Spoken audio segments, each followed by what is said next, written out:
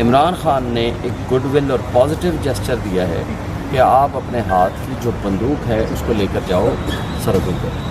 آپ کو ایڈوائز کی جاتی ہے آپ ملک کی سیاست سے آؤٹ ہو جاؤ. آپ اس ملک کو آئین اور قانون کے مطابق چلنے دو. اس ملک میں نظام انصاف کے راستے میں رکاوٹ مت بنو. تو لہٰذا اس آخری فیصلے کے بعد کوئی احمق ہی ہوگا یہ جو تصور کر سکتا ہے کہ عمران خان کے خلاف 9 مئی کے حوالے سے کوئی سیریس مقدمہ آج موجود ہے.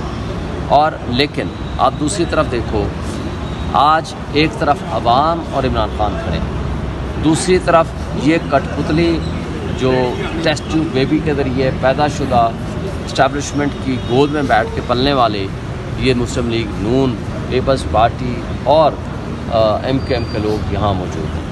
اب ان کے درمیان ایک ہی طاقت ہے، وہ ہے اسٹیبلشمنٹ. دوسری طاقت ہے عوام.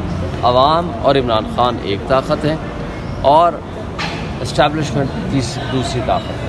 ان دونوں کے درمیان اب عمران خان نے ایک میسج دیا ہے کہ اگر عوام اور فوج کے درمیان نفرت پیدا ہوگی تو اس کا نقصان فوج کو ہوگا، اس کا نقصان عوام کو ہوگا، اس کا نقصان ریاست پاکستان کو ہوگا، اس کا نقصان 25 کروڑ عوام کو ہوگا. تو for that cause, for the country, for the sake of the country, for the sake of the people of Pakistan, انہوں نے ایک پازیٹیو پیغام دیا ہے.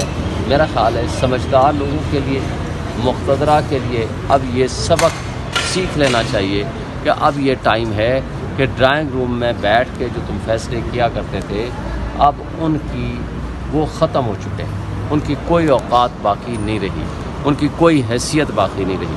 اور اگر یہ حیثیت باقی رہے گی اور کسی بھی حوالے سے کوئی وہ ایسا کام کریں گے تو نقصان فوج کا بھی ہوگا، نفرتیں جتنے بڑھ رہی ہیں نقصان ملک کا بھی ہوگا، نقصان عوام کے حقوق کا بھی ہوگا. اور آج آپ نے گوادر میں دیکھ لیں، بلوچستان میں دیکھ لیں، کے پی میں دیکھ لیں، پنجاب میں دیکھ لیں، ہر جگہ فوج اور عوام کے درمیان نفرتیں بڑھ رہی ہیں. اور یہ ایک واضح اور پازیٹیو پیغام تھا جو عمران خان نے دیا. لیکن اس کو پہلے 3 دن، پھر 2 دن، پھر 1 دن کے لیے ان کو ٹائم دیا کہ جی آپ عمران خان کے خلاف جو فزیکل ریمانڈ دیا گیا تھا 9 مئی کے حوالے سے، جو 13 مقدمات میں ان کو گرفتار کیا گیا تھا، انہوں نے کہا کوئی ایویڈنس آپ کے پاس موجود ہے تو آپ لے آئیے. اس کے بعد انہوں نے سنگل ایویڈنس نہیں پیش کر سکے، کوئی ویڈیو، کوئی آڈیو، کوئی بیان، کسی قسم کا کوئی اسٹیٹمنٹ، کسی قسم کی کوئی میٹنگ، کوئی سازش. انہوں نے کہا جی کچھ بھی نہیں. تو لہٰذا اس آخری فیصلے کے بعد کوئی احمق ہی ہوگا یہ جو تصور کر سکتا ہے کہ عمران خان کے خلاف 9 مئی کے حوالے سے کوئی سیریس مقدمہ آج موجود ہے.